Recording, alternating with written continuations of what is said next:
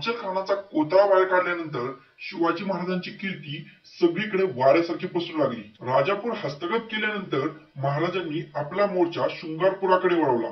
तिथे 10,000 लोकांचा जमाव करून सुर्वे आडनावाचा मराठा सरदार स्वतंत्र राज्य करत होता। स्वतःची नाणीही त्यांनी काढून घेतली होती। त्याचे मुख्य कारभारी पिलाजी शिर्के व तानाजी शिर्के हे होते।